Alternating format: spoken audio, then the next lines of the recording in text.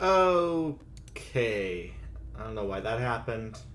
Let's hope it doesn't happen again.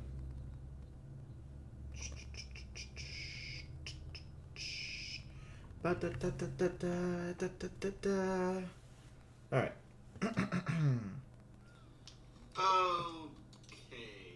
I don't know why that happened. Let's hope it doesn't happen again. Alright.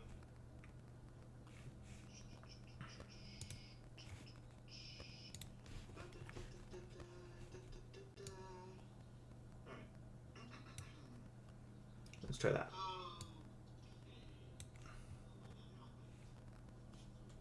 Let's move that to where people can see it. That way, if you voted for Trump and you think I'm an idiot, come talk to me. Let's talk about it. Let's talk about it. I want to see. I want to believe. I think seeing is believing. And Trump, I've seen, is destroying America.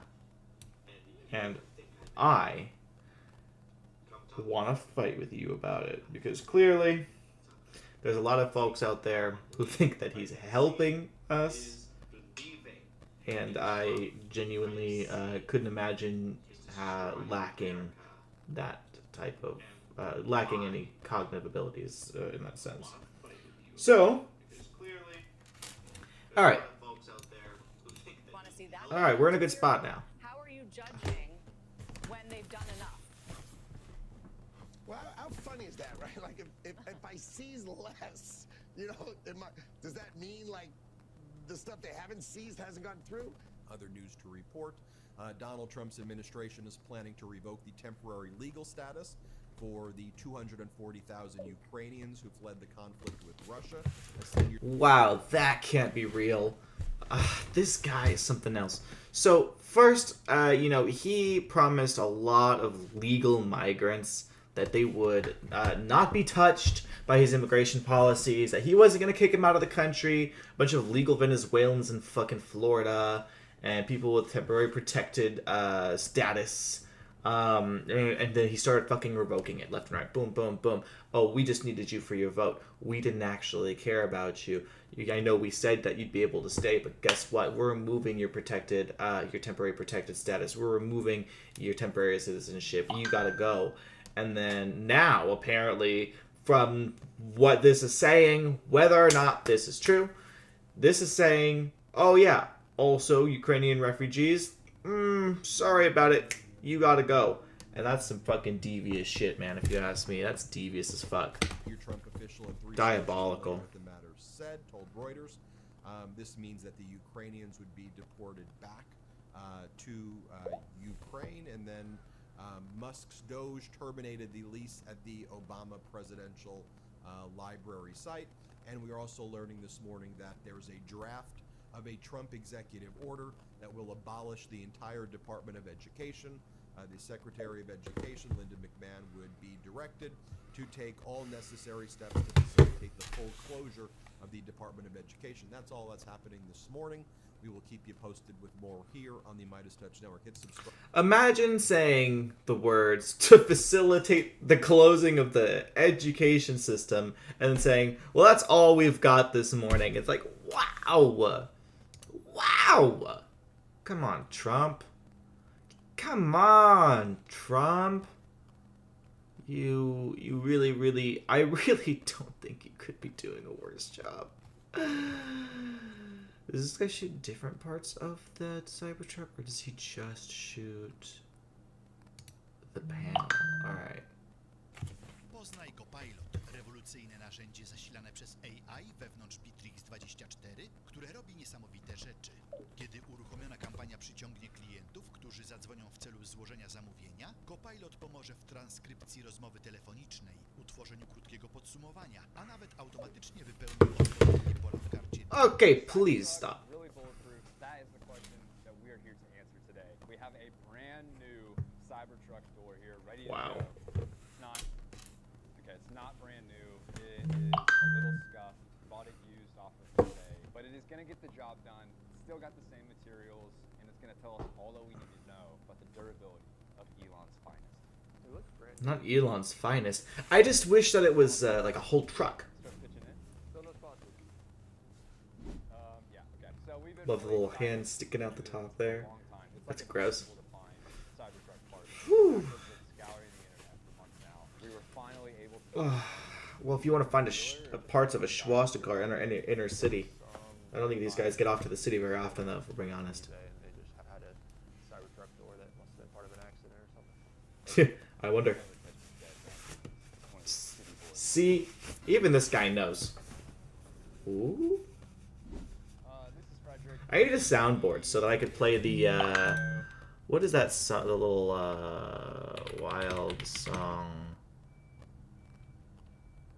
for embarrassing moments. I don't remember.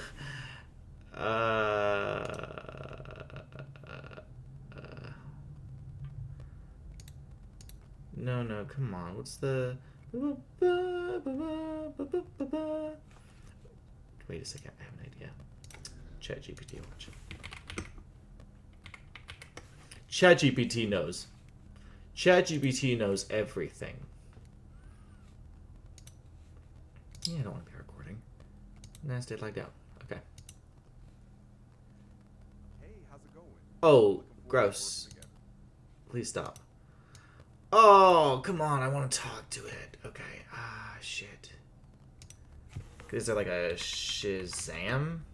Is that what it's called? Shazam. Yeah.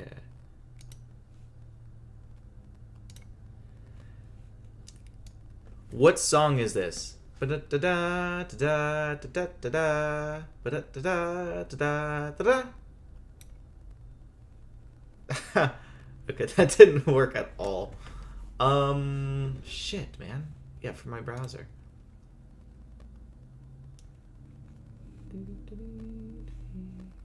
Man.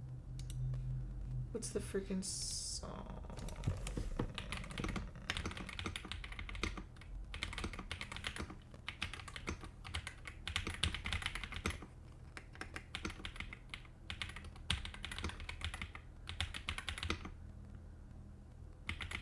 I don't know, it's kind of a meme, right?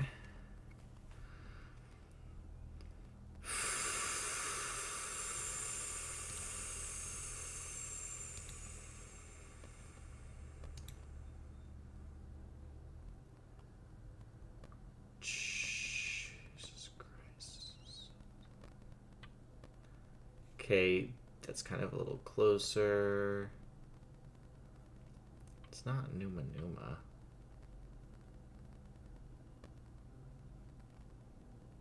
And it says like directed by Wild. I don't know. Oh, okay. Directed by Robert B. Wild. Theme meme. That's the one. Okay. I just need to put that like new playlist meme sounds and just like have that ready to go for when crazy things happen, because then I could just be like,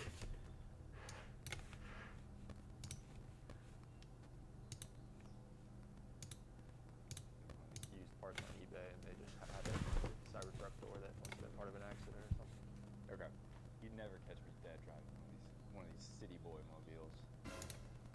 This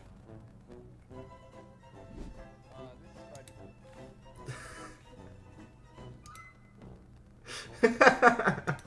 I mean, it's just automatically enhances anything you're doing. I don't understand it. Oh, okay. No. All right. I was watching. This is Frederick. He is ready to go. We are done for the day, as usual. He's hoping that the door stops everything. We have done door videos in the past. Let's go over to him. What is that? Weird. These are 1980s F-150 doors, and the only thing that they stopped was Birdshot and the Era. Did they stop? Yeah, I think even the 22 went through them. What about that massive gaping hole on the right? This whole Damn. I love these guys. They just come around and just shoot stuff, and it's fucking great. We strapped tannerite to it? Wow. That'd be cool. Ooh, wow. Have been done before, but we're doing it a little differently around here. Come on, We are let's running do. the bow at it. Pretty mean. Oh, Jesus Christ. There's always so many ads on this shit. Okay. Let's see. Is he going to shoot it? Ruger 1022. We have a bunch of other guns and a bow that we're gonna throw at it, but we're starting. Okay. I don't think it went through. Kind of looks like it went through to me. All right, stopped it. Sweet. Like see some streaks around it, but it stopped it. So it's already been better than the F-150 door that we shot in the Tesla Model. Was it S? Tesla Model S? Just whatever the Tesla car is. The 22 went right through both of those, so that's good. This is gonna be fun.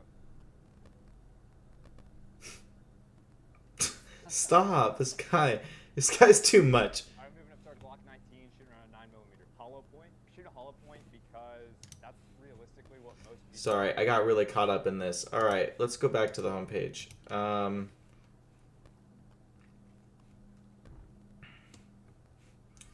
Yeah, okay, we'll do some Midas touch. Do your worst. Oh Because shit, do your worst. Canadians will do their best. We are true, north, strong, free, and it's elbows up time. Ladies and gentlemen, Canada will never bend. We will never kiss the gangster's ring. That was Tell him. Canadian member of Fucking tell him. Charlie No Angus. kissing the gangster's ring. Not for them. They know how it's done. They see the bullshit that Donald Trump pulls, and they say, no, you know what? We're going to fight back, Donald, and we're going to hurt you. And I can't even be mad about it. Powerful speech he just gave in Ottawa. As he says, elbows up, the Canadians are fighting back against the Trump regime. And Oh, yeah. already we're seeing the Trump regime cave. The Trump regime pulled back some of those auto tariffs that Oh no, Donald. Oh no. You have to take back the tariffs that you put up again because they are not working and because people were getting mad at you. Oh my god, Trump. Oh my. He's a put up with an old man. they Fuck you. imposed, and Canada gave nothing for it. Canada said, we're going to continue our reciprocal tariffs based upon the fact Boom, boom, that boom. we keep on attacking Canada. You want us to remove our reciprocal tariffs? You want us to stop banning your American booze from our supermarkets? Well, then get rid of the tariffs, treat us with respect, and then we can have a conversation. You know, hot take. I want to see the economic struggles that come with these tariff policies, and the reason why that is because these Trump supporters, these people who will love this man and who will follow him no matter what, I think that unless they really do see the full effect of the shit that he pulls, they will never care. They'll never believe it. They don't feel it. That doesn't matter to them. I feel like because he manages to find a way to save face or only cause minimal amount of destruction, every time, because he pulls back and goes back on his shit and flip-flops and does, all of these fucking crazy things, that they never really see the full effect, right? And this enables them to continue following him and to continue supporting him because they don't see how bad it really is. So. Donald, and then some of Donald Trump's trade advisors like Peter Navarro. Can you not call him Donald?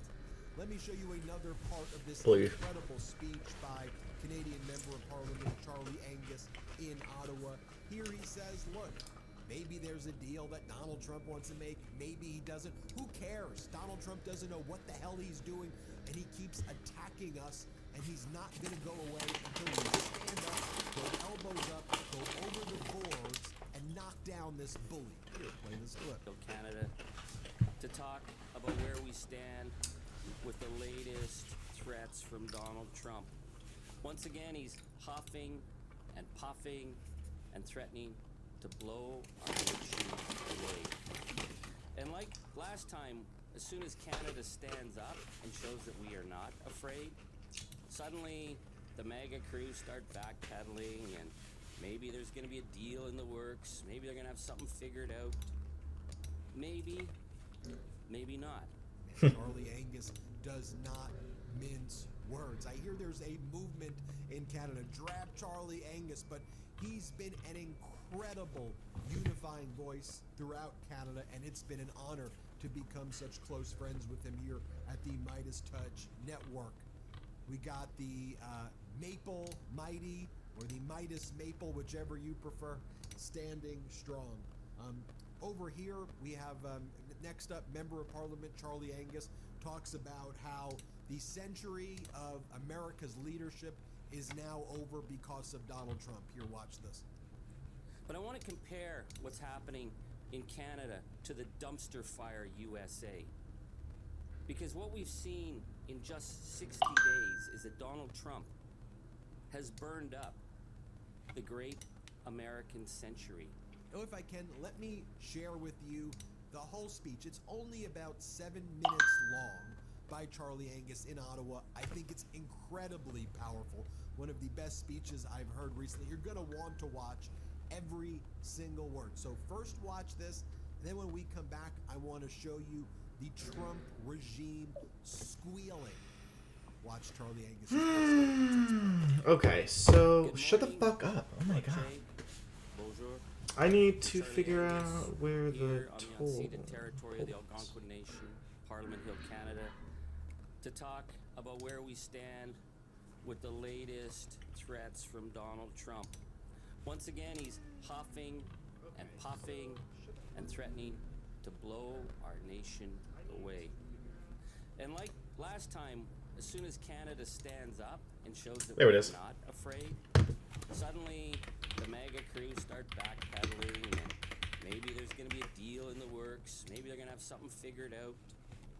Maybe, maybe not. I'm not here to give anyone false hope, because Canadians understand that this is not a trade war we're talking about. This is a war by other means. A war of disinformation and ridicule, questioning our right to exist, our sovereignty, our borders, very much the way Vladimir Putin launched his disinformation war in the years leading up to the brutal invasion of Ukraine. It's a siege war.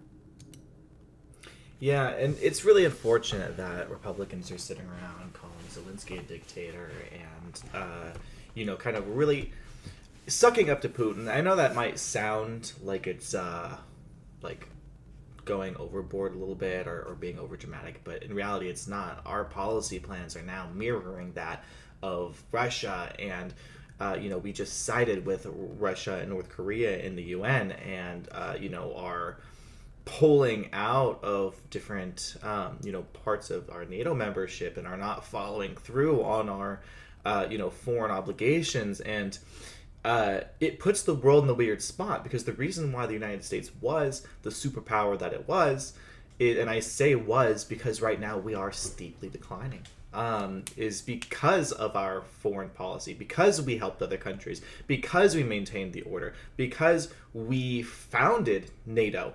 They enabled us to operate on all foreign shores with little to no oversight. Literally, almost no one could tell us anything because we were the United fucking States.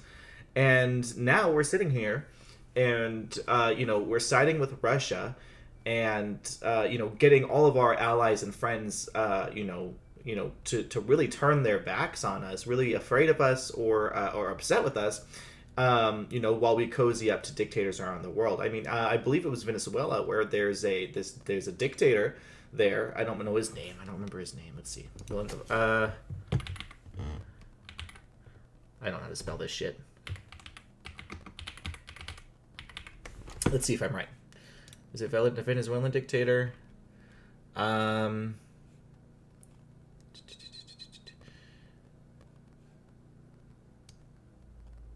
Oh, okay, now this is a different situation.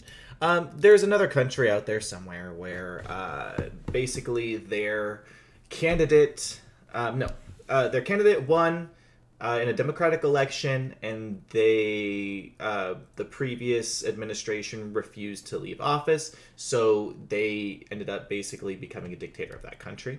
And in the process of that happening, the Biden administration decided we are not going to recognize them. We're not going to recognize that regime. We're not going to, call on them for world meetings. We will only negotiate and speak with and make deals with and acknowledge the rightful democratically elected leader of this nation. Now Trump is going in there and acknowledging the dictator, right? So that's enough of what I've got to say about it. But we're not heading in a good direction. I mean, the United States was supposed to be a pillar of democracy across the world, and was also supposed to help uphold and spread democracy across the world. For example, one more thing, dismantling U.S. aid is a really bad idea, because U.S. aid was the program in which we used to spread Western influence and suppress Chinese influence and suppress Russian influence across the world. Now that we are pulling out of those places, they are filling that void. Indonesia just signed their way into BRICS, to try and create, an organization that rivals the G7 nations, which are our 7, top nations with similar economies that are supposed to kind of, be this global powerhouses, with the United States sitting at the top of that. Pulling out of all that stuff leaves a lot of room for, communist interests and for, other larger players to start gaining ground, in places where we had it locked down before. And that really weakens us on the world stage. He's poking us and trying to see if there's divisions, if there's fear. What he's learning very quickly, and what the world is learning, is that Canadians know what is at stake, and we will not bend or break. Because Donald Trump believes we have no right as a nation, and we will always be there for our nation. Yeah, it's really strange that Trump's deciding that his move right now is, oh, hey, what's up, Freddy?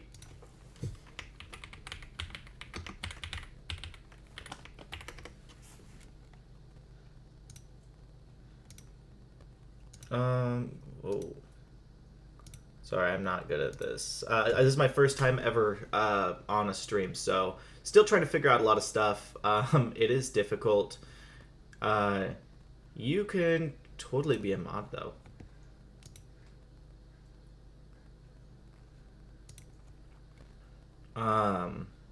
You don't have to stick around if you don't want to, but it is great to see you. So yeah, I just figured, on my first stream, I would just go over a couple of, interesting things that are going on, or, Midas Touch. I find them to be such an interesting channel because they're so ridiculously... Oh, good job. I hope you have a good day at work whenever you head out. But yeah, Midas Touch, they're so... they really are up on things, but they're so left-wing that they have a tendency to over-exaggerate things, a little too far. Like, they say shit like this, watch. Like you said, they dropped the hammer, nice try, Fox. So they'll say things like, they're turning on him in these big yellow letters, or they put the screws in Trump, or you're finished now, Donald. And you watch the video, and it's just like, oh yeah, there's another court case, and they found some, they might have found some evidence, they might not have, it's not that big a deal. Or like, they'll be like, Trump, they'll be like, Fox is abandoning him, and it'll just be like Jessica Tarlov, who, if you don't know, Jessica Tarlov is the one single person with a brain that's allowed on Fox. Can you hear me any better now? I know it's probably going to take a minute to catch up, so let me know if you could hear me better. But yeah, no, they over-exaggerate a bit, but I do enjoy their content. They put out so many videos a day, it's ridiculous. Watch, let's see how many videos they put out just today. 1 hour ago, 2 hours ago, 4 hours ago, 6, 7, 9... 13, 14, 15, 17, 18, 21. Yeah, so they put out 1, 2, 3, 4, 5, 6, 7, 8, 9, 10, 11, 12 videos in the past less than 24 hours, and I think that's kind of crazy. Oh, you said the video was quiet. Okay. Tutaj trzeba wpisać, wygenerować. Let's see if this helps. To można przesunąć. A big gut punch to the Trump administration Huge gut as punch. an individual by the name of Kathy Harris has been ordered by a court to return to the job that she was Got it. fired from by Let the me know if Trump this sounds a little bit more. administration. Let me know if this sounds a little bit more equal or better. Doge, whatever they're doing, kind of targeting these kind of key people in these key positions. Excellent. Thank you so much. So Kathy Harris was one of How's the audio or the video quality looking? Is it lagging a lot? Is it buffering a lot? Is it painful to look at?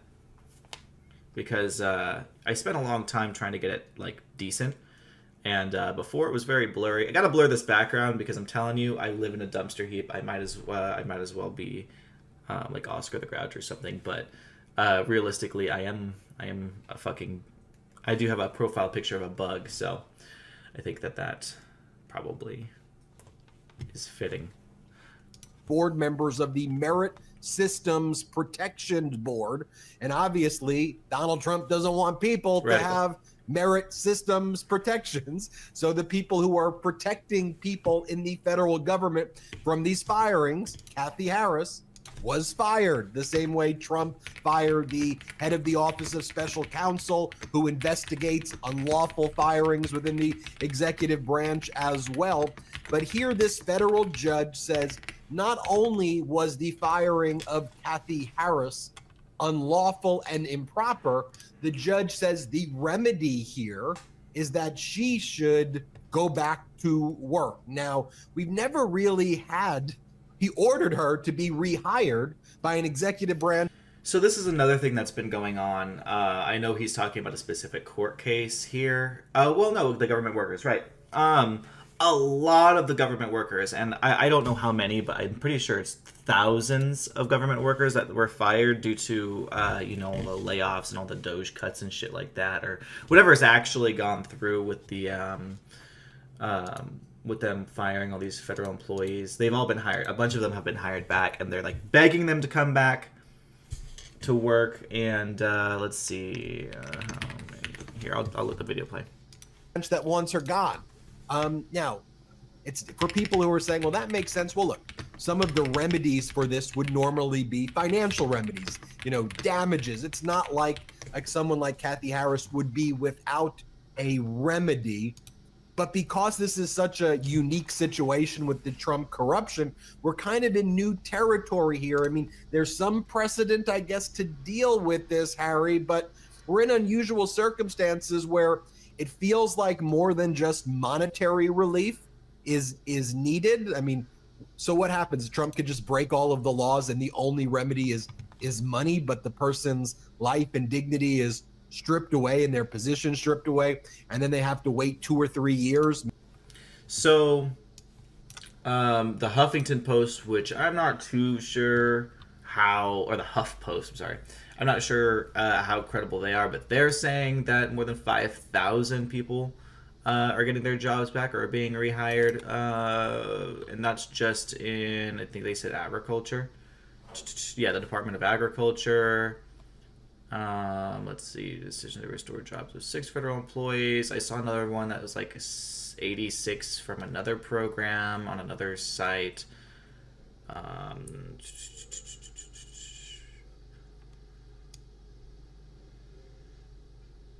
That none of the mass firings being carried out by Donald Trump and Elon Musk's so-called Doge Department of Efficiency have been legal. Yeah, we knew that already. We've been known.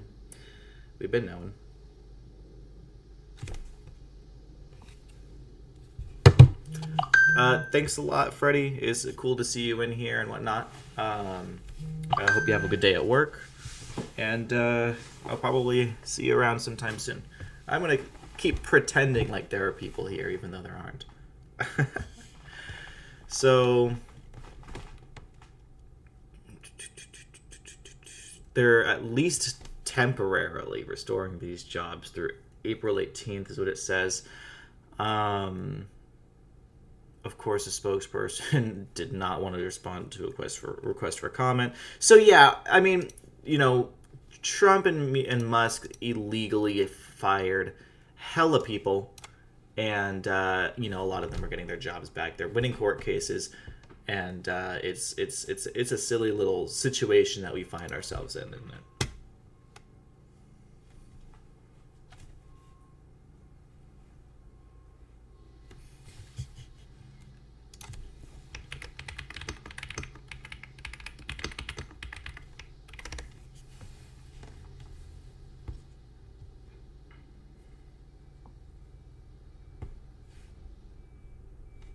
Maybe to get a verdict, and then there's an appeal. So that's a problem. So Harry, what are you seeing here? Tell us about this order. How big of a deal is it? This is going to go to the Supreme Court, just like that special counsel case, huh?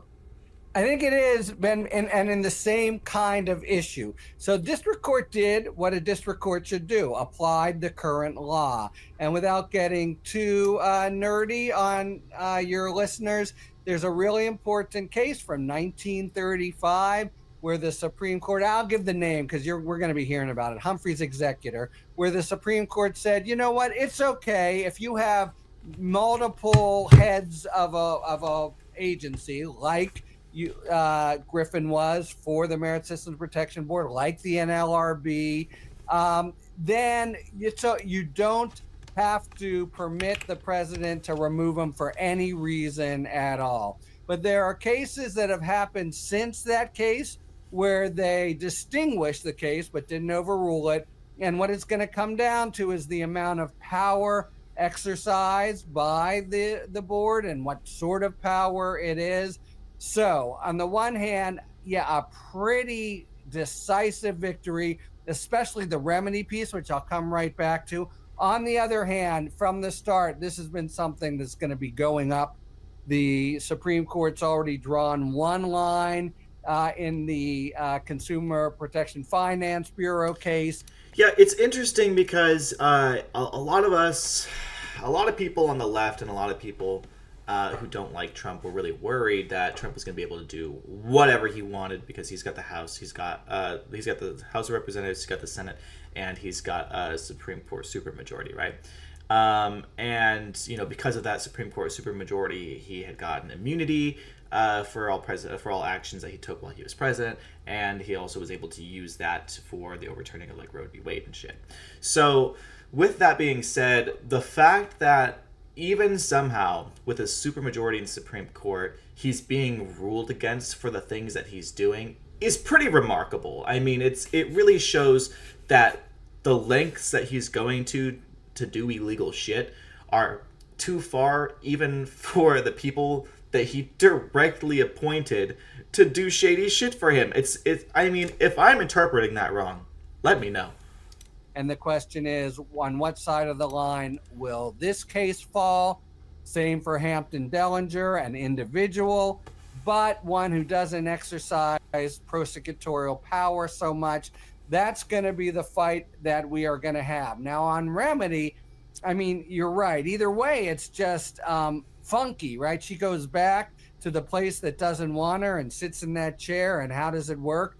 But, and moreover, you can see the sort of independent argument, and they made it, the Trump administration. Even if you tell us we broke the law here, you can't force a particular person down the president's throat. But that's what it means to not have had the power to remove in the first instance.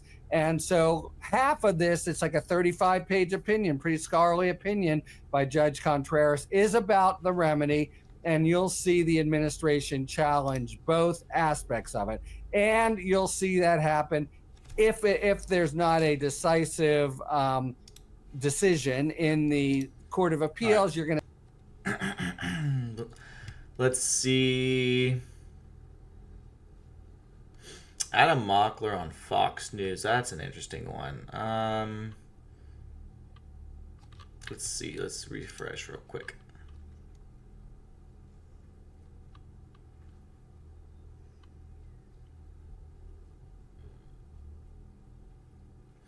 Is he doing something now? What's this guy doing now? Zakłady live na trzecią I czwartą ligę.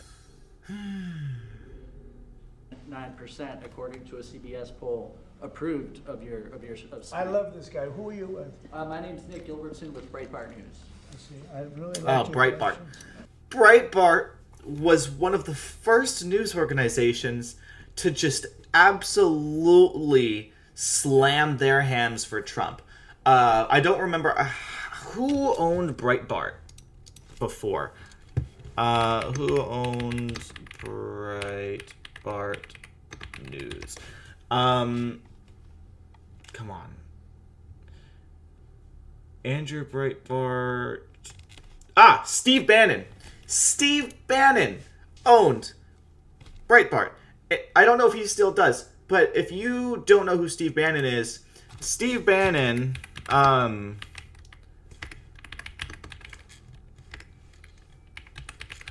was the gentleman who, I use gentleman very loosely. He was Donald Trump's campaign manager for a little while. He's worked closely with Trump for a fucking long time. He loves the guy. This is Steve Bannon. He looks like a greasy rat who just finished eating a potato chip that's too big for him. And he decided that he was going to follow suit with Elon and... You prepared to fight for this country? And do the Nazi salute. So let's watch him do that because he's a fucking idiot. And he doesn't even look cool while doing it. Not that doing a Nazi salute is cool in any capacity. But like he just looks so fucking wimpy even while trying to do this. Let's see.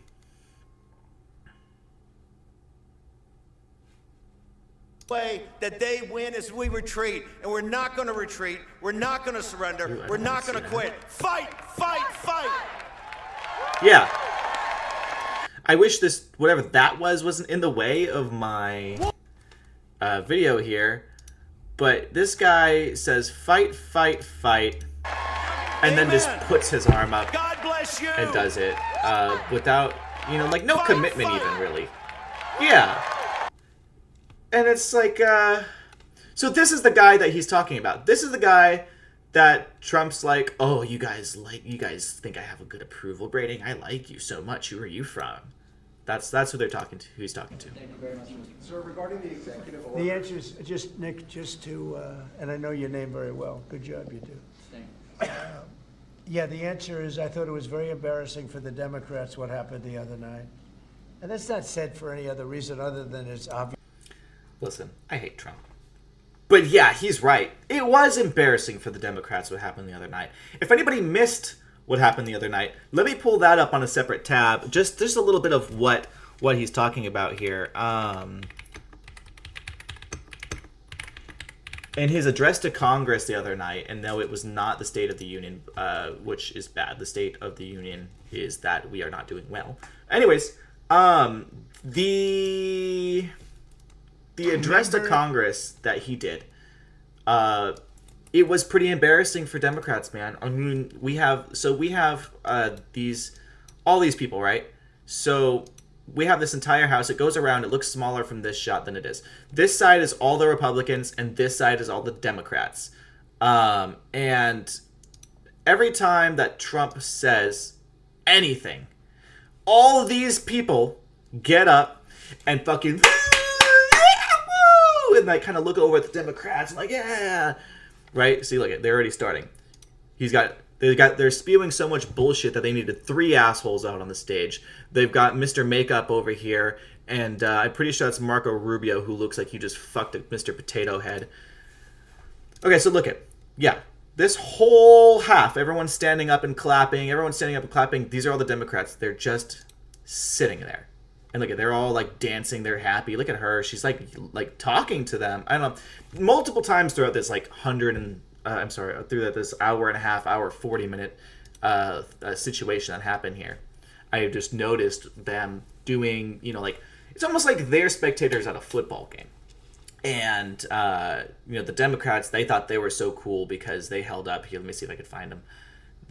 When they disapproved of something, they disagreed with something, they pulled up little fucking paddles that said like you know, like, oh, Elon bad, you know, keep our Medicaid, you know, like it's good stuff. Like I agree with their cause. Like that's the thing. Like I would definitely, I align with, you know, given the current state of things with the Democrats. See, look at, they got these they've got these little paddles: protect veterans, save Medicaid, Musk steals, false. And like, that's cool. They're trying to maintain decorum, right? But the Republicans aren't doing that. They don't care about decorum. They don't care about, you know, respect. They're not trying to. Egg prices out of control, and we're working hard to get it back. They're not trying to play fair. So basically, this display. Hold on, I feel like I'm just not accurately representing this right now. My administration is also working on a gigantic natural gas pipeline in Alaska, among the largest in the world, where Japan, South Korea, and other nations want to be our partner with investments of trillions of dollars each. There's never been anything like that one. It will be truly spectacular. It's all set to go. The permitting is gotten. And later this week, I will also take historic action to dramatically expand production of critical minerals and rare earths here in the USA. Yeah, here we go. Didn't need this. Thank you very much. We appreciate it. Everybody So here, even this every side, time, appreciates it. yeah, every time this orange Cheeto-looking motherfucker says anything, everybody on the right side, or everybody on the Republican side of this house, just stands up, erupts into cheers. Jeff Goldblum, after fucking Mr. Potato Head, and Mr. Makeup over here both jump up and start clapping really hard with the other hand that's not sticking up, that's not up their own ass. And it is embarrassing for Democrats that they just sat there and just took that whole situation, and, you know, all for the sake of trying to maintain decorum. And you know, so it's like, yeah, he's right. Yes, that's fact. Even CNN fake news said that. They came out and they said it. And worse than CNN is MSDNC, I knew which you were is gonna the say worst. And the good news is very few people watch them anymore. They have lost such credibility. And frankly, what Nicole Wallace said. So again, that's another statement. Man, this guy just makes a lot of crazy statements. So MSNBC, or as he calls them, MSDNC, and CNN, yeah, they don't get watched very much anymore. But those are for very different reasons. CNN has, CNN has lost their credibility, and that's because they pandered to Trump. They bowed down and kissed the knee to Trump, and now he's just slapping them silly. And although they're putting out content and you know, and stories that view him more favorably than he deserves to be viewed, and suppress things that make him look worse, he still sits there and spits on them. And I don't know, I don't understand. Like, I think people just have an obsession with, like, getting spit on by Trump. I don't know what it is. But, you know, places like MSNBC, yeah, MSNBC is pretty Democrat, you know, but, like, they like to claim that all the media, all of those legacy media outlets, are corrupt or biased against him. That's just not true. The thing is that he's a terrible person, and they report on those things, and he doesn't like that. That's something that he's done throughout his entire life, all the way from when he was like 25. You know, he's always done it. But interestingly enough, they don't cover him as much or in as much depth as they probably should. I mean, they really do still, in the name of trying to look bipartisan or trying to look fair, don't drag him halfway through the mud as much as he deserves to be. And I just don't understand it. Oh. I've never been a fan of hers, and she's not very talented. But I'll tell you what she said the other day about that young man. Who is he talking about? Is he talking about Rachel Maddow? She should be forced to resign. I've never been a fan of her. I said it. And that's not said for any other reason other than it's obvious, it's fact. Even CNN fake news said that. They came out and they said it. And worse than CNN is MSDNC, which is the worst. And the good news is very few people watch them anymore. They have lost such credibility. And frankly, what Nicole Wallace said. Oh, Nicole Wallace. I don't know who that is. I've never been a fan of hers, and she's not very talented. But I'll tell you, what she said the other day about that young man is disgraceful. She should be forced to resign. And Rachel Maddow should be forced to resign. I Nobody knew he was watches going to her mention anyway. I Rachel don't know. Maddow. It's not possible they pay her as much money as I hear, but certainly she's lost all credibility, both of them. But what Listen, Rachel Maddow looks like a 22-year-old boy, but she is so fucking funny. And she tells it like it is. I don't watch her. I do see clips of her, so I've only heard some of the things that she says, and Rudy approves. So I don't know if her regular coverage is like super biased or anything like that. I'm not gonna pretend I know. But yeah, no, she's funny. Oh. what they said the other day, they should be forced to resign about that young person who is suffering greatly. Thank you, Nick. Will you extend, if a TikTok deal is not made on the timeline you gave, will you extend that? Probably. Yeah. You will. Okay, I think, look, we have a lot of interest in TikTok. Another thing. He is the guy who started the whole idea of getting rid of TikTok. Also that he can come back, save TikTok from himself, and look like the hero. I don't like TikTok. On principle, I don't think it should be banned.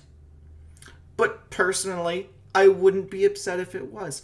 I do think, though, the implications of doing something like that would be kind of scary. But if they do have a genuine reason, like, in the interest of national security and being, like a portal to fucking, China in a certain sense, then yeah, I think we should, like, do something about that, which is what it seems like they're trying to do. It seems like they're trying to get it under American ownership so that we can have control over that data and not China, which, it seems like something that's super self-explanatory. It seems like something that people wouldn't have an issue with, but, in this day and age, everything is debatable. So, he came, he saw, he fucked everything up. I don't know. And China is going to play a role, and so hopefully China will approve of the deal. China, who just put, I think, 15% tariffs on us because of his tariffs that he put on them for no fucking reason at all. Which I am glad, though, that he finally decided to be a little stronger on China, because he ran on being strong on, strong on China, anti-China, or like he was going to, help get an edge over them.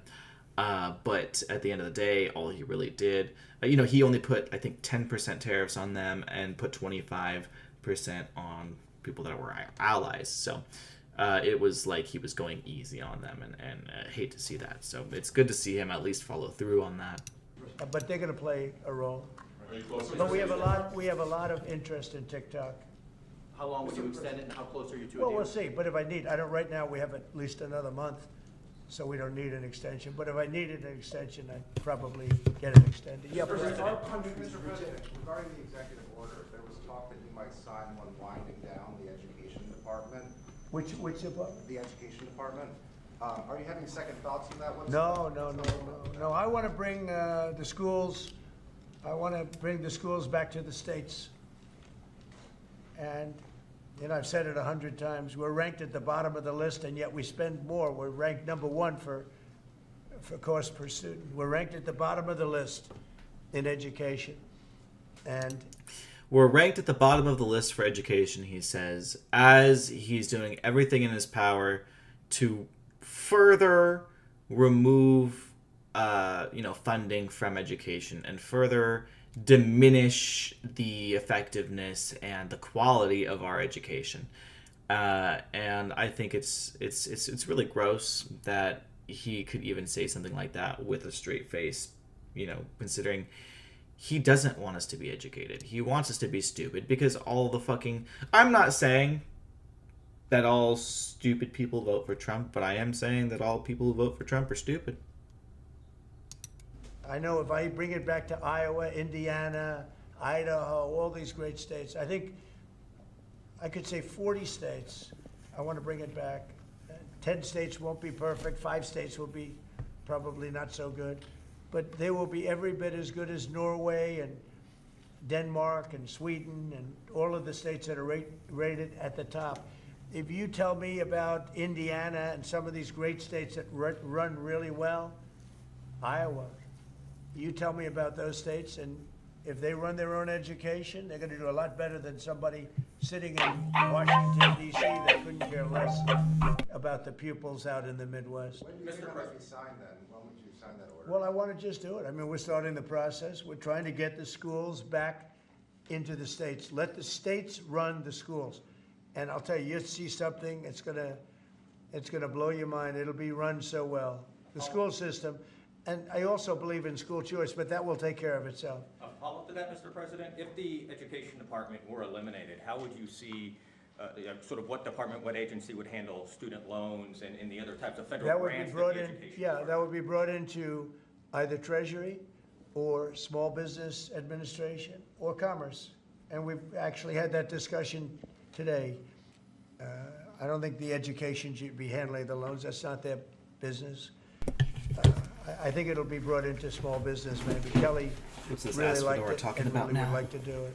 So the loans would be brought into a group where they really do that, and I think it'd be good. That is, by the way, the most complicated thing in moving, but it's very simple if you do that. And the same for like federal grants. Rejected your plan to move out more than 2 million people out of Gaza.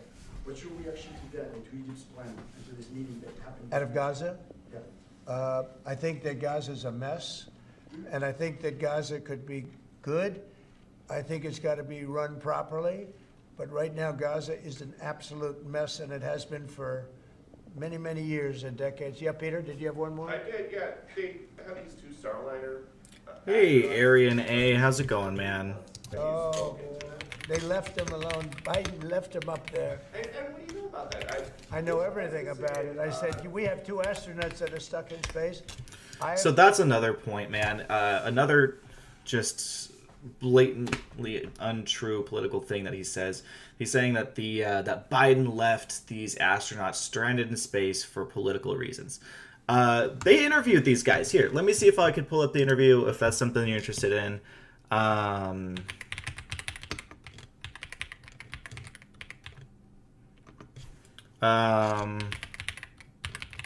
Yeah, they're like, yeah, you know, we're pretty ready for, you know, sorry, we were prepared for this type of thing, and you know, this isn't, you know, wasn't for political reasons. Things just tend to happen. You know, there's, I think it was technical difficulties. Good afternoon, Courtney. We've got you loud and clear. I have you all loud and clear as well. It's great to see all of you, and thanks for joining us today for our On Orbit news conference. We'll be taking questions from the media on our phone bridge today, but before we get started, I'll toss it over to Commander Nick Hague for opening remarks. Go ahead, Nick. Yeah, thanks, Courtney. So I think, as most of you know, there was a series of decisions that was made last July and August timeframe to balance the safe return of Butch and Sonny along with continuing the ISS mission. And one of those decisions was to modify Crew 9, the complement of Crew 9. And so in late September, Alex and I launched as a crew of 2 with 2 empty seats to come to the space station and rapidly integrate Butch and Sonny into Crew 9. And then continue to serve out the duration of Crew 9's planned time on orbit as members of Expedition 72. I say all of that just to set up 2 points that I'd like to start off today with. The first is that this mission, the mission of the space station, the scientific exploration, is something that we deeply believe in. Its ability to allows us to the space station, and so the mission is very important to us. That's been on demonstration every day.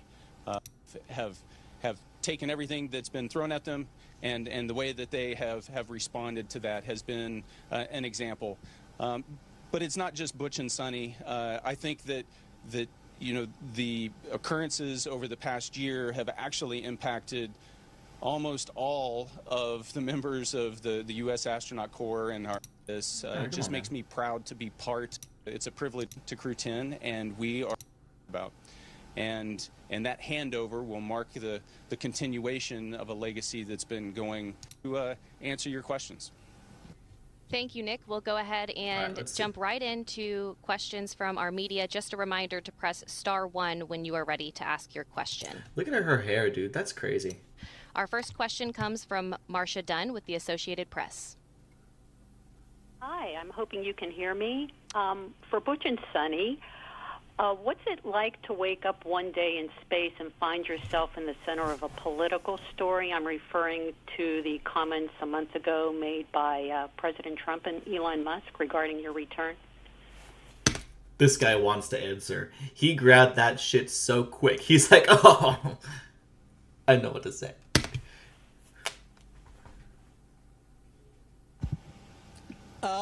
Obviously, we've heard some of these different things that have been said. I can tell you at the outset, These guys both have the same facial expression. They've got the tight lips. Just, I can't believe we have to talk about this. I can't believe this is happening. all of us have the utmost respect for Mr. Musk, and obviously respect and admiration for our President of the United States, Donald Trump. We appreciate them. We appreciate all that they do for us, for human spaceflight, for our nation. And we're thankful that they are in the positions they're in. The words they've said, politics, I mean, that's part of life. We understand that. And there's an important reason why we have a political system and the political system that we do have. And we're behind it. Sounds like they don't want Trump and Musk to just cut their funding so that they can't come back. 100%. We know what we've lived up here. We know the ins and outs and the specifics that they may not be privy to, and I'm sure that they have some issues that they are dealing with, information that they have that we are not privy to. So when I think about your question, that's part of life. We are on board with it. We support our nation. We support our nation's leaders, and we're thankful for them. Our next question comes from Emily with NBC News. Hey there, thanks for taking my question. Butch and Sunny, your resilience and positivity really has shone. Did he answer the question? That's part of life, and I'm sure that they have some. So he's just saying, he's just like kind of just saying what? He's not confirming or denying that they're true. He's just saying, oh yeah, you know, I get that happens. So let's see if they talk. Thankful for them. Challenging aspect about the changing timeline in space. And on the flip side, what will you miss most about? Thanks, Emily, for that question. We do every day, and we're coming back. All those plans without me, all these years, solve problems. Our next question is from Mark Strassman with CBS News. Hey, everyone. Good to see all of you, talk to all of you. Look forward to seeing you back at home. I've got two questions. First one is for Nick and Sunny. Through no fault or wish of your own, this mission became political, also political back in the U.S., is this drive to downsize government, federal agencies, including NASA. Are you all at all concerned, try that again, are you at all concerned that your NASA teammates could be distracted by that push to downsize? And then, Butch, you get the easier one. We're all the product of our life experiences, and this extended business trip of yours certainly qualifies. What is your life lesson or takeaway from these 9 months in space?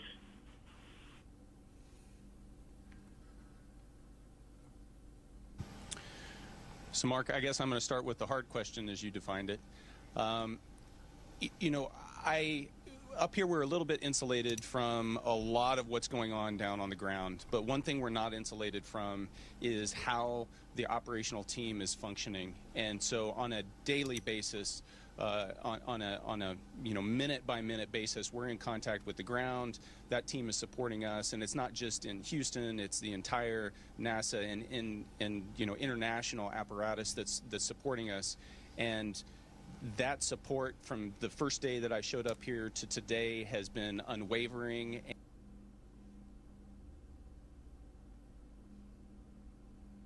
To your question, I can tell you honestly, my feeling on all of this goes back to my faith. It's bound in my Lord and Savior Jesus Christ. He is working out his plan and his purposes for his glory throughout all of humanity, and how that plays into our lives is significant and important. And however that plays out, and I am content because I understand that. I understand that he's at work in all things. Some things are for the good. Go to Hebrews chapter 11. Some things look to us to be not so good, but it's all working out for his good for those that will believe. And that's the answer. So thanks for asking. Our next question is from Gina Sinceri with ABC News. This question is for Sonny. Sonny, I was talking to some kids who were talking about Gorby's tattoos, and they want to know what dogs you have now, and have they missed you, and how much are you looking forward to seeing them when you come home? Oh, that's a great question. I think, it's probably hardest, getting back to the other question, for my dogs, although thank God they don't really know time that well. But yes, I have 2 Labrador Retrievers right now, Gunner and Rotor, who have been having boy time with my husband, and I think they'll be very happy for Mom to come home. So I'm excited to see my labs when I get back. And yes, these were Gorby's footprints. Our next question is from Lauren Grush with Bloomberg. Hi, good to talk to you. This is for Butch and Sonny. Following up on the topic of politics, part of the discussion has been a claim that the decisions surrounding the timing of your return were influenced by politics, and that there was an option to come home earlier. I'm just wondering if you feel like politics influenced the decision, and would you have wanted to come home earlier?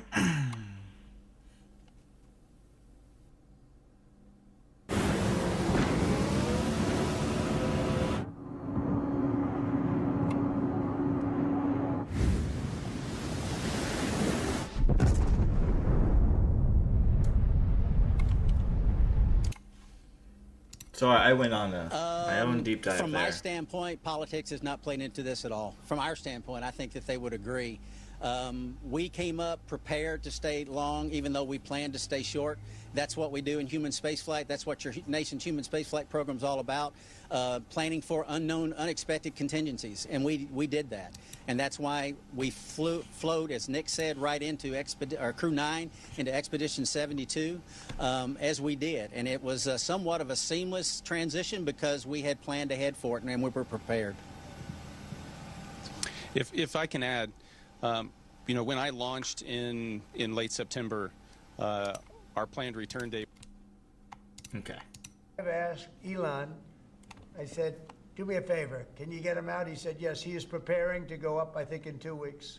What do you know about how this went down? Because he's saying that the Biden White House was offered some kind of SpaceX rocket to get these guys, and they said no. That's what I heard. I can't tell you that, but that's what I heard. But Biden was embarrassed by what happened, and he said, leave him up there. I would have said, if you're embarrassed, you got to get him out. Elon is right now preparing a ship to go up and get him. I'm sure that they will see this in space. What is your message to So them? we love you, and we're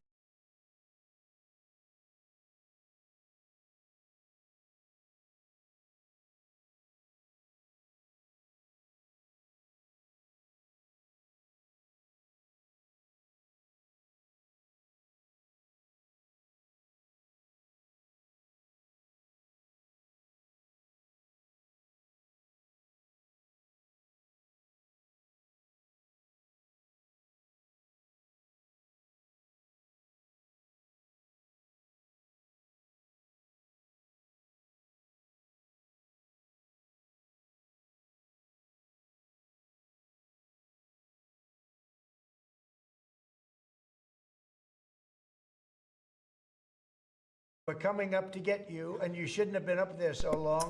Oh, The I was talking with most the mic off. incompetent president in our history has allowed that to happen to you, but this president won't let it happen. We're going to get them out. We're coming up to get you. I've authorized Elon. I said, can you get them out? Because, they've been left up there. I hope they like each other, but maybe they'll love each other. I don't know. But they've been left up there. Think of it. And I see the woman with the wild hair, good solid head of hair she's got. There's no kidding, there's no games with her hair, but, and there's a danger up there too. They can have some failures up there that would be very bad. You got to get them out. So I've authorized Elon a week ago. I said, you know, we have two people up there that Biden and Kamala left up there, and he knows it very well. I said, are you equipped to get him? He said, yeah, he's got a Starship, and they're preparing it right now. And so Elon is going to go up and get him. Should I go on that journey just to be on the ship when we stop? If that's an option, yes. I should do it. Oh, that's terrible. I thought he liked me. I thought he liked me. I thought, Maria, should I do it? Well, you should then come. Stay here. Maria likes me better. President Trump, you should then come back from space. Well, when they come back, I'll greet them. How about that? No, we're going to get him out. I've authorized Elon Musk to go and get him, and he's prepared to do so. Mr. President, what are you making of the market sell-off this week? I think it's globalists that see how rich our country's going to be, and they don't like it. You know, there's a big market out there, but.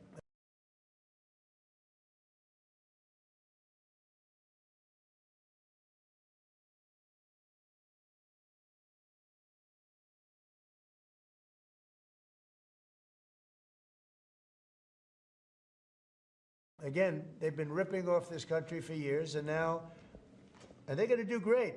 Everyone's going to do great, but we can't let this continue to happen to America. Otherwise, we're not going to have a country any longer. Thank you very much, everybody. Thank you, sir. Thank you. Thank you very much. Great. Thank you, Nick. Great.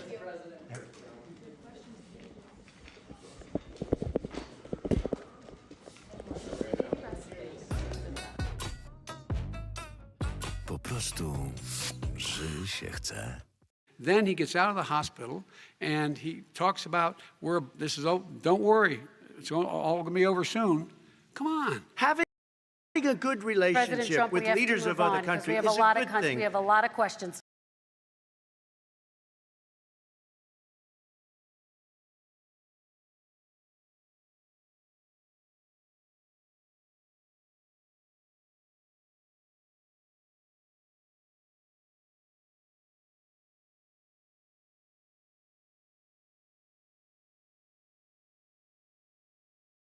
Then he gets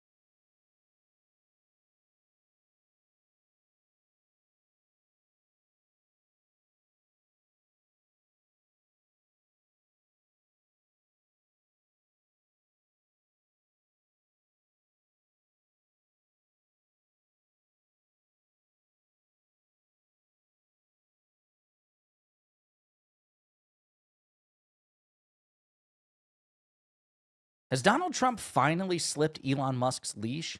Well, as backlash continues to mount against Elon Musk and Doge, forcing Republicans to face very angry constituents, we're starting to see the first signs of real pushback from Donald Trump against Musk himself, and it all took place at a cabinet meeting earlier today.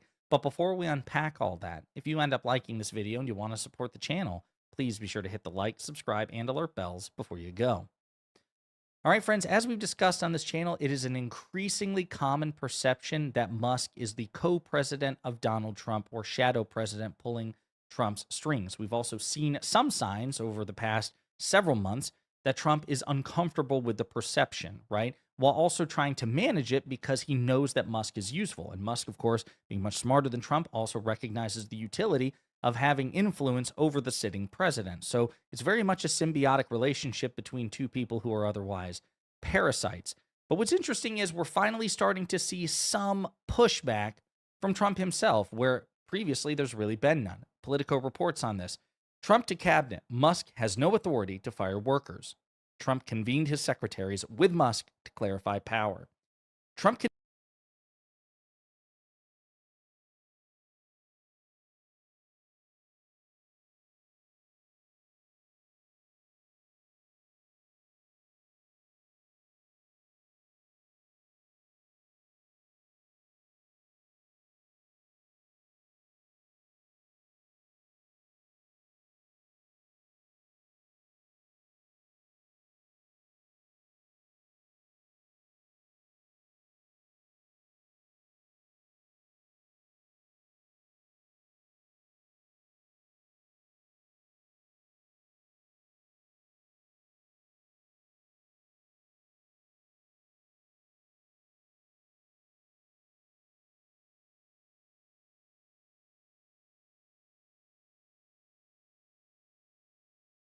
convened his cabinet in person on Thursday to deliver a message. You're in charge of your departments, not Elon Musk, according to two administration officials.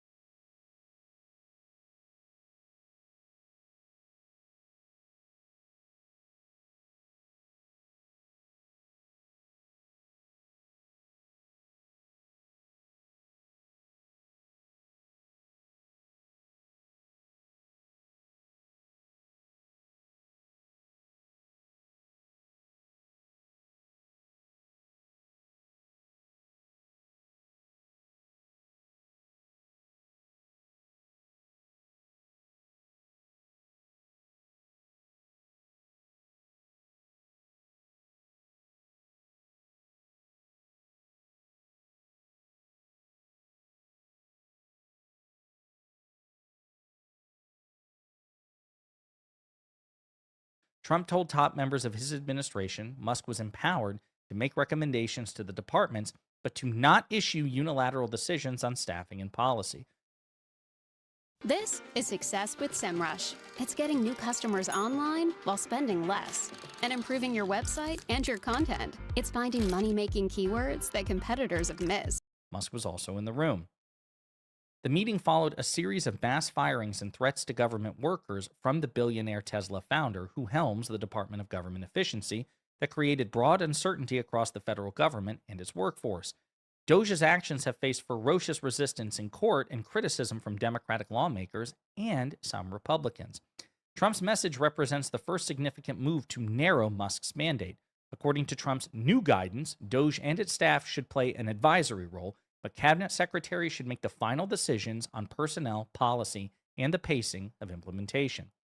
Musk joined the conversation and indicated he was on board with Trump's directive. According to one person familiar with the meeting, Musk acknowledged that Doge had made some missteps, a message he shared earlier this week with members of Congress, and we did a video about that previously. Trump stressed that he wants to keep good people in government and not eject capable federal workers en masse, according to one of the officials. It's unclear whether the new guidance will result in laid-off workers getting rehired. The timing of this meeting was influenced by recent comments from Senate Majority Leader John Thune, who said on CNN Tuesday that cabinet secretaries should retain the full power to hire and fire, according to one official.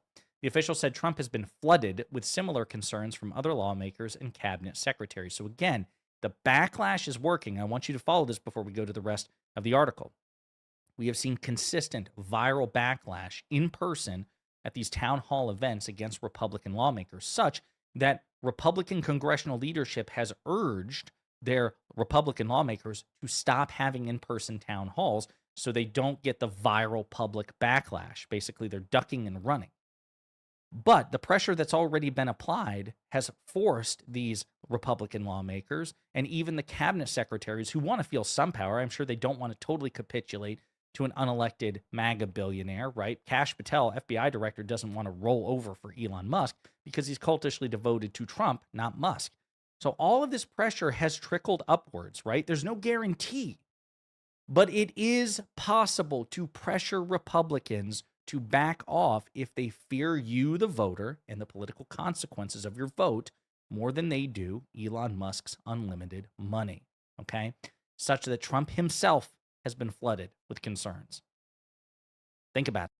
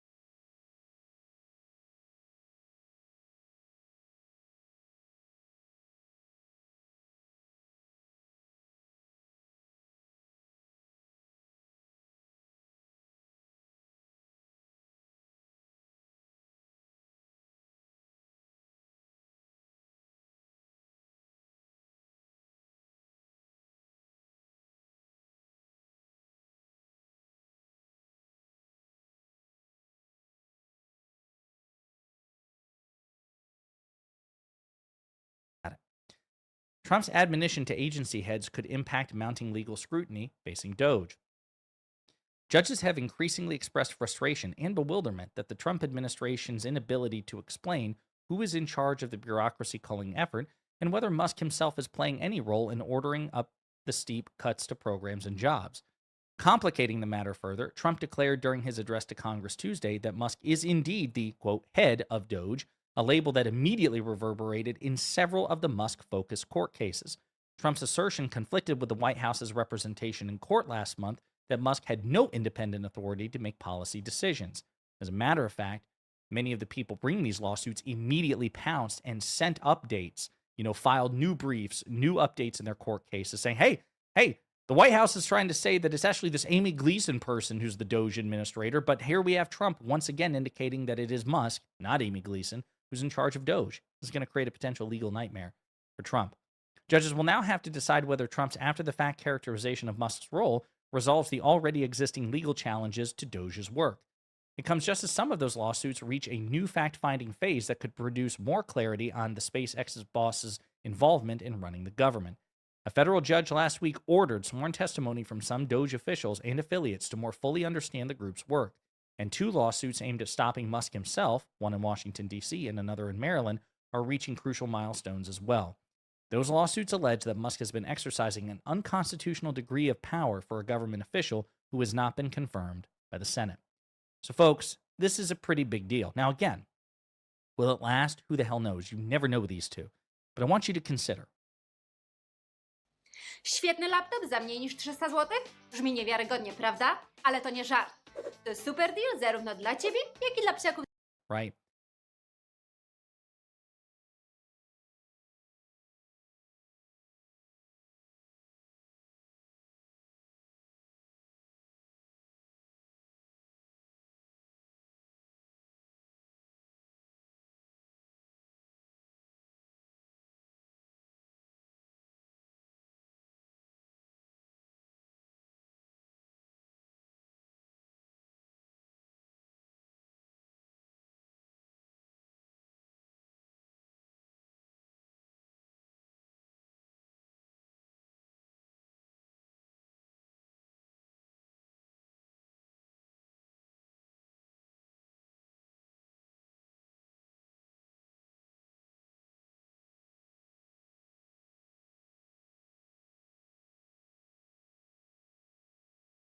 Musk endorsed Trump in July of 2024, the day that Trump was the victim of an assassination attempt, okay? What did we see after that? Well, immediately, it was almost like a switch flipped on Twitter, right? We saw that it had increasingly become a cesspool of bigotry and anti-Semitism and right-wing shitposting, right? But there have been studies after the fact which show that engagement for right-wing accounts began to seriously increase compared to the engagement of left-wing accounts. So even though nominally, according to polls, you know, people who self-identify as Republican and Democrat are equally likely to use Twitter, the engagement that their accounts receive. So basically, if you're a right-wing poster on X, if you're a right-wing user on X, if you're posting, you're tweeting, you're much more likely to see engagement, meaningful engagement, than a left-wing or pro-Democrat. Interestingly, that's interesting. I didn't really think about that too much until literally last night. A streamer that I watch by the name of Tom Foolery, shout out, the Tom Foolery Show, was going through his Twitter and showing, you know, some of the accounts or some of the posts that he made had a lot of bot accounts interacting with them and engaging with them, especially when they had certain type of words in there like DEI and I can't think of what the other one was right now. But, you know, when he put those keywords in, that would probably be, you know, somewhat of a, not really a dog whistle, but, you know, like a key term that a right-winger would engage with. They had all these bots engaging with their content, and it was just fascinating to see.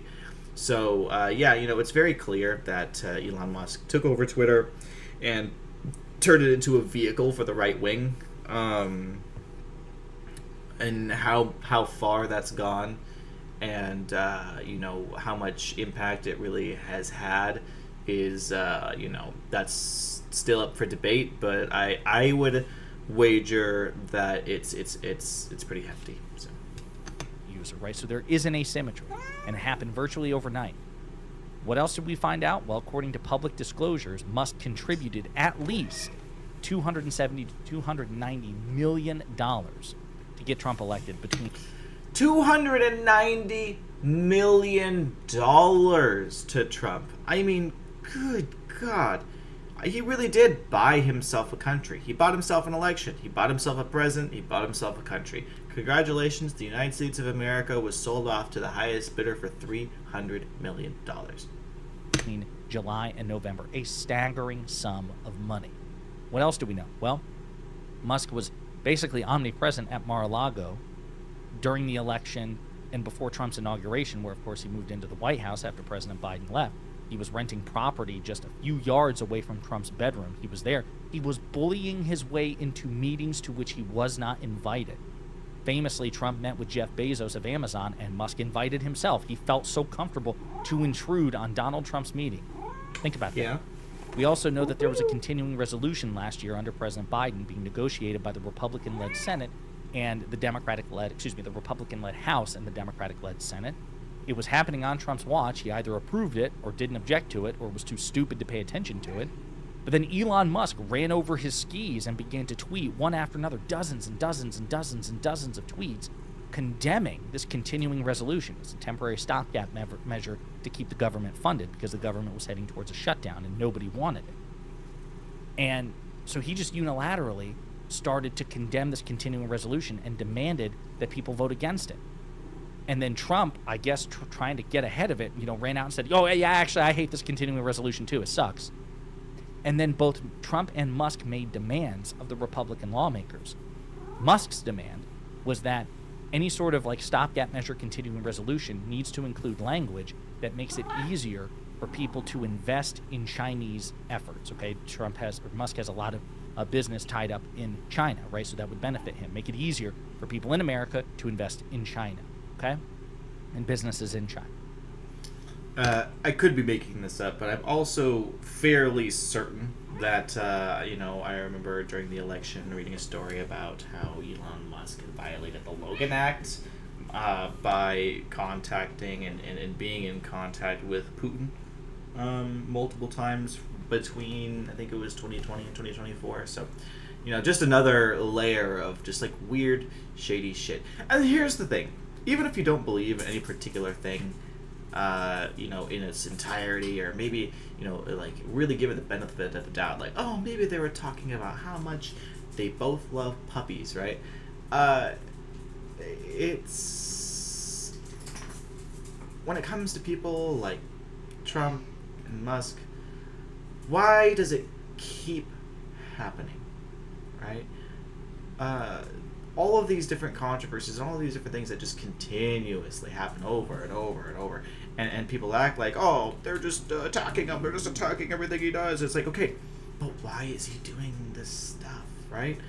There's got to be a certain point of like all this shit where it's like, all right, it's just weird that it keeps happening, Trump also violated the Logan Act. Talked to Putin like, I think it was 7 times while he wasn't president. He was trying to negotiate deals with other countries while he wasn't the president. That's illegal. He had no power. So, yeah, I mean, just shady stuff, guys. Shady stuff all the time. Trump's demand was you need to also include a debt ceiling increase, right? Because what's the debt ceiling? It's the limit to what the United States Treasury can borrow in order to pay the country's bills. And we have to regularly update it. It's a federal statute. It was raised or suspended multiple times under Trump. It was raised under President Biden. They negotiated President Biden and then Speaker Kevin McCarthy.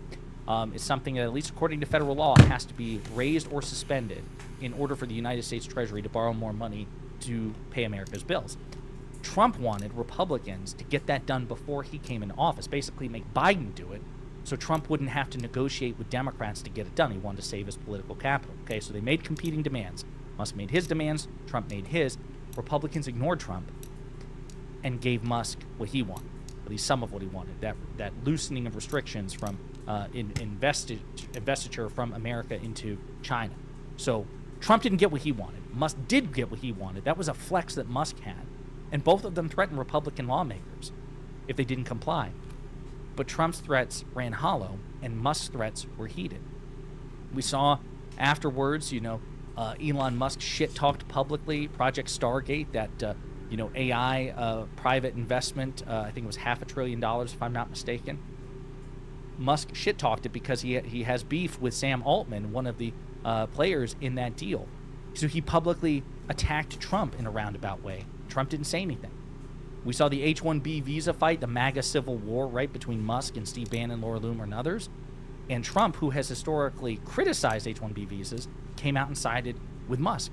So we're seeing signs of Musk constantly like flexing his muscle and intimidating MAGA Republicans and even Trump himself and deciding with him. But now we're seeing a situation where at least right now, Trump is pushing back and saying, no, Musk does not have that power. You have that power, and if you want to ignore him, go ahead. How long will that last? I don't know, but it's interesting to see that Trump is finally starting to strain on Musk's leash, and perhaps this portends a future division and divorce between them. Fingers crossed. In the meantime, let me know what you think in the comments. I already knew motion.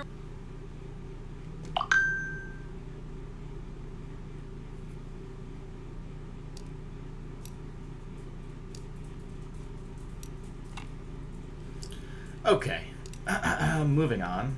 Sorry, I'm adjusting some of the things on my screen here. Hopefully they are looking a little bit better. Michael Cohen. I love Michael Cohen. He's the funniest bastard that ever lived. So now says, if you don't know who Michael Cohen is, Michael Cohen is, when was this? Oh, 35 minutes ago. Michael Cohen is was Donald Trump's lawyer and fixer for like a really long time. This guy, this sly bastard right here, who's going to talk a lot of shit, this one here, he was the guy who got Donald Trump out of a lot of shit. He took care of all the risky, shady business for him, and he was the one who ended up actually doing the payouts for Stormy Daniels for, I think it was like $130 million. I'm sorry, 130,000? Oh shit, I don't know, how much was it? How much was the Stormy Daniels hush money?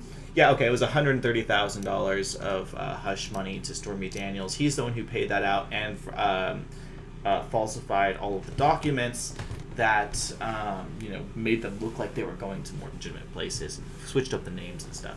He ended up actually pleading guilty and talking about all the stuff that they did together, and that's where this amazing clip comes from. Hold on. Michael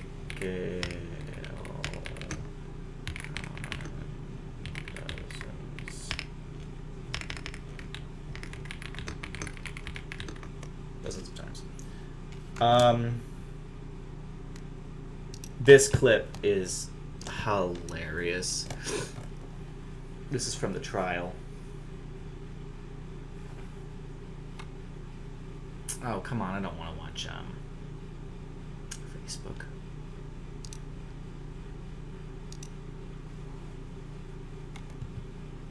Okay. How many times did Mr. Trump ask you to threaten an individual or entity on his behalf? Quite a few times. 50 times? More. 100 times? More. 200 times? More. 500 times? Probably. Over the 10 years. Over the 10 years, he asked you. And when you say threaten, I'm talking with litigation or an argument with intimidation. A nasty reporter that is writing an article. So that's just hilarious. The more. I'm gonna save that. That's gonna go in my meme sounds folder here, and we'll go back to this. So that's him. That's Michael Cohen. He was doing shady shit for Trump for a really long time. Oh, and then he defected against him. Basically, started talking about all the stuff that they did, and then Donald Trump. So he got arrested. Michael Cohen got arrested for Donald Trump's crimes for assisting with him, and at the end of the day, he ended up being on house arrest because this was happening around COVID, and so Donald Trump basically said, hey, if you podcast, if you write a book, if you post a video, if you talk about me on social media, if you have someone else talk about me on social media, if you do these things, I'm going to put you back in solitary, back in prison. And so he wanted him to sign a piece of paper that would sign away his First Amendment rights, or I'm sorry, wow.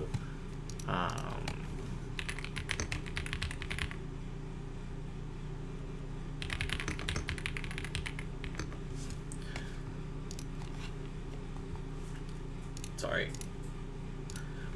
He wanted him to sign. He wanted Michael Cohen to sign a document signing over his First Amendment rights, freedom of speech, and Michael Cohen refused. So Donald Trump had Cohen put in solitary confinement for something to the effect of I think 13 or 14 days, locked up. So he basically suspended this man's habeas corpus, right? His constitutional right to not be illegally detained or arrested, and put him in solitary confinement for refusing to sign over his First Amendment rights. And it's despicable. But anyways, sorry, I think it's an interesting story. Every time Michael Cohen comes up in something, it just delights me so much because the way that he talks about Trump is just hilarious. As the markets were crashing, he was asked this question by Peter Doocy of Fox if he's considering changes to NATO, where if a country gets attacked but Trump doesn't believe they paid enough, the America won't help a NATO ally. Here, play this clip. Making any changes to NATO where a NATO country gets attacked but they're not paying enough dues so the United States doesn't defend them? Well, I've said that to them. I said, if you're not going to pay, we're not going to defend. I said that 7 years ago. And because of that, they paid hundreds of billions of dollars. I said, if you're not going to pay your bills, we're not going to defend you. And it also went for the attack. But if they got attacked, they said, well, does that mean you won't defend us? I said, are you current or are you delinquent? And I know that this makes sense in his stupid ass little brain. And I know it does have a logical pathway here. But the reality of it is, the reason why we are in NATO and part of the UN is because we protect those other countries. We founded these organizations after World War II in order to World War I and World War II to create a global stability so that larger countries cannot invade smaller countries, and we all respected each other's sovereignty, and nobody was stretching their borders and threatening other people. And if they did, big bad US was going to come and take care of everybody, you know. So refusing to follow through on these promises destabilizes the world order. It destabilizes the United States from being a world superpower. You know, it strips us of our power. It makes us weaker. And, you know, and in consequence, countries like Russia think that they can take countries like Ukraine. Countries like China think that they can take Taiwan. You know, and now apparently countries like America think that they can take fucking Greenland and annex Canada. And, you know, it's a really bad precedent to set. When you are supposed to be, you know, kind of the leaders of the free world, the people who, you know, police democracy around the world. So. They said, if we were delinquent, would you? I said, nope, I would not. Well, he makes up these conversations in his head as well, and he's the most delinquent person as well. Here, Donald Trump is talking about how, yes, the markets are crashing. Yes, inflation is surging, but he says that this is a, quote, short-term interruption, but farmers and Americans are going to love it. You just have to embrace the Great Recession and depression that's coming our way as a result of his policies, but then he'll make it better in the future. Here, play this clip. The first administration, and I think we'll do even better now. But this is something that we have to do. There'll always be a little short-term interruption. I don't think it's going to be big, but wow. The countries and companies that have been ripping us aren't particularly happy with what I'm doing. But the United States will be very happy. And, you know, our farmers are going to be very happy. And, again, there'll be disruption. But in the end, I said it before with China, we signed an unbelievable deal with. So, yeah, no, the farmers are going to be very happy, he says. The same farmers that he raised bankruptcy among the agriculture industry during his first term with his arbitrary trade wars that he started, and had to pay out, I think it was 93% of all of the money that he got back from those tariffs to repaying all of the agriculture workers who went out of business, who went bankrupt, and who were negatively impacted by his economic policies. Agriculture has always done worse under Trump. And yet, he likes to sit there and champion them because he's giving them a shit ton of subsidies to make up for the bullshit he pulls. China, $50 billion in purchases, and we're doing great. Well, I remember on his campaign work, didn't he run on day one, prices are going to go up? And wait, what? There's going to be disruption. Oh, wait. It was the exact opposite. Yeah. That he's going to fix everything on day one. There's going to be so. You know, I wasn't the hugest fan of Biden, but the economic policies that went down under his administration really did heal the United States and our economy in a way that you know, was indicative of good growth going forward. So by 2023, 2024. We had already got our GDP back up to 2%, which was pre-pandemic levels. You know, if Trump would have just came in and did nothing and took credit for Biden's economy, did nothing, we would have an estimated growth of upwards to another 3% GDP growth. Now, our economy is already growing slower than other countries like China and India and shit. I think China grew by like 7% last year. You know, so that's more than double what we've got going on here. But now with Donald Trump and his outrageous policies, well, if you could even call them policies, our economy is no longer growing; it's contracting, it's shrinking by a margin of 1.5 to 2.5%, and that seems to be growing as each day goes by and as he does more outrageous things. So, you know, I do wish us the best. a devastating jobs report number that will likely tank the markets even more. But Donald Trump keeps doing what I call these yo-yo fake tariff deal things that he does, where he says he's going to do the tariffs, and then the markets crash, and then he withdraws the threat, and then pushes it 30 days, kind of like his litigation strategy. But you know, Ben, one of the funny things that you have going on here is when he says, okay, there's going to be some short-term pain that people, but you're going to love it anyway down the road. I mean, as he's literally... I'm going to look at this shit, man.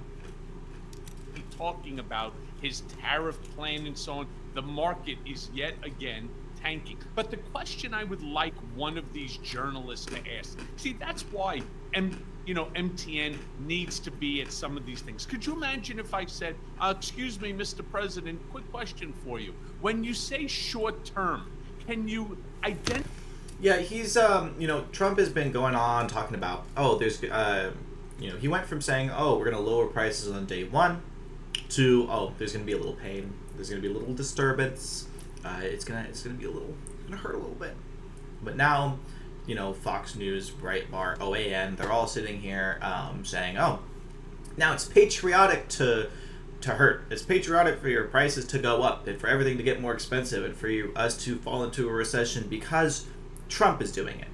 And that's the mind-boggling part to me. But anyways, yeah, so he's got a good point. Like, maybe she should articulate how long he thinks these disturbances or this hardship or pain is actually going to last. Because, I don't know. I feel it doesn't even matter because his supporters are going to support him regardless, whether it lasts forever or not, and they're still going to find a way to blame Biden. Identify what short term means.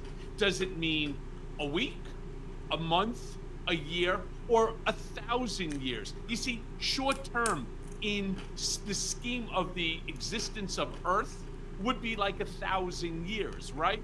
But short term in terms of your life, well, maybe that's 10 years. How about you identify for us, the stupid people? Tell us what short term means for you so that we can hold you to something. But nobody asks those questions. It's like, oh my God, if I ask those questions, they're going to throw me out of the Oval Office like they threw the Congress member, Alex. Here's the clip where Donald Trump says, yes, he spoke to the big three auto manufacturers, and he told them, he said, look, I'm super serial this time. I'm super serial, everybody. I'm really going to do the tariff this time. I don't know why I'm giving him a lisp. Yeah, why are you lisping like Daffy Duck? Who's that's some movie reference. I'm super serial. Maybe it's a South Park Al Gore. Yeah, South Park Al Gore reference. This time I'm super serial, everybody. Yeah. I'm dating myself. Here, let's play that clip, Jeremy. On the auto tariffs that you were talking about, I know yesterday you spoke with the big three. Did you tell them that no more exemptions were on the way, and what was the reaction? I told them, that's it. This was a short-term deal. And they came back to me yesterday. They said, could we have some help on the tariffs because of the speed? And I said, look, I'm going to do it, but that's it. Don't come back to me after the April 2nd. I don't want to hear from you after April 2nd. We're not going to be doing it anymore. I want to help them. It's almost like at this point, Trump knows that tariffs are a bad idea, but his ego is too big to give up. He's started 2 or 3 faux trade wars since the beginning of his term. One with Colombia over trying to fly their immigrants back to Colombia, but he was locking them up like treating them like prisoners and stuffing them into cargo planes, and Colombia is like, no, we're not taking any fucking planes from you until you treat our people right the way that you guys always have, the same way that you've always shipped our immigrants back to us. We're not taking planes until you go back to that. And Trump put a bunch of tariffs on him, and they're like, fucking sorry about it, we're not doing anything. So just like Trump always does, he invented a fake problem and claimed victory over it. He took the tariffs down. He sent them in a regular plane. He lost, But he still said, oh, well, I still got to send them over, so I win. Stupid. And it doesn't make any sense. What do we got on short? 1, 2, 3. Blowing it. Disappeared. Blowing it again. Back again. Okay? Now, blowing it really hard. Gone.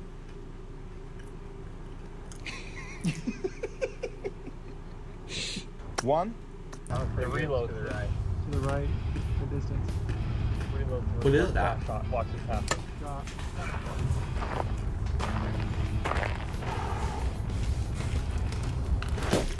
Oh, cool. You're a whore, Sheila, and I'm gonna make sure everybody knows it.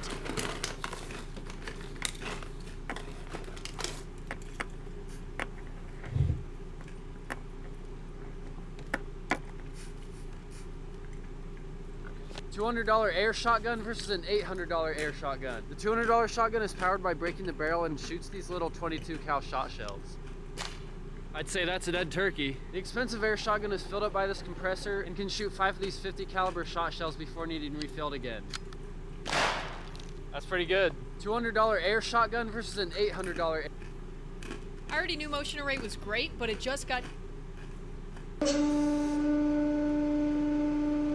I love hydraulic press. Says it turns napkins into plywood. Okay. Let's see. Well, I saw it fall apart, so it's definitely not plywood, but that was cool. How it's like hard and shit. Really bad. Oh! Oh! Wait, hang on! Hang on! Oh shit. God damn. How have you done this, Julia? I love British people. How have you done this? Trump's warning to the world. Oh, jeez. What the fuck is this guy talking about now? Hey, video creators. Stuck with the static logo? Time to elevate your brand quickly. Control. By the way, I have the envoy here. Is that in the back? Standing with my son, Eric, is Steve Witkoff, who's just got back from the Middle East, and he's done a fantastic job. He's a great deal maker. I said, what we need there is a deal maker, because nobody makes a deal. We have people that understand where the rivers are and where the meets and bounds are, but they can't talk. They can't make deals. Steve's done a great job. I just want to thank you, Steve. You've been working endlessly for months, and he's working specific.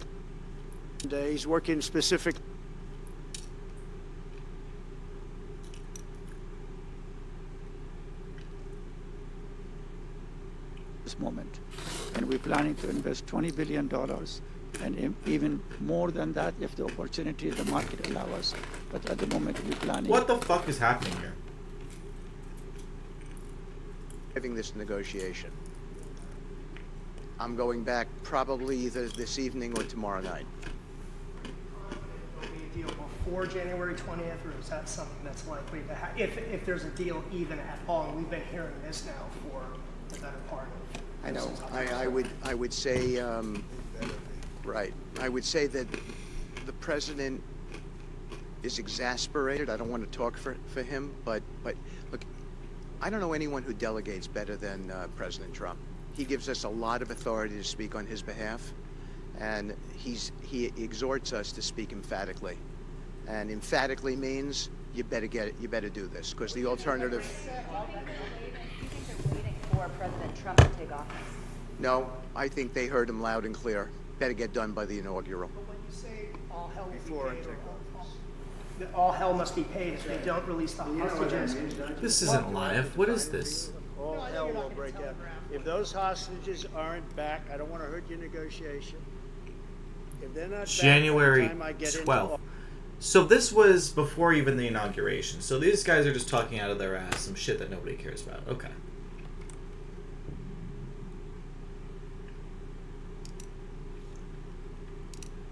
The Republicans in Congress are just spiraling out of control as Donald Trump crashes the economy, targets veterans, and guts our federal government. At least he sure is doing all those things. That's for damn sure.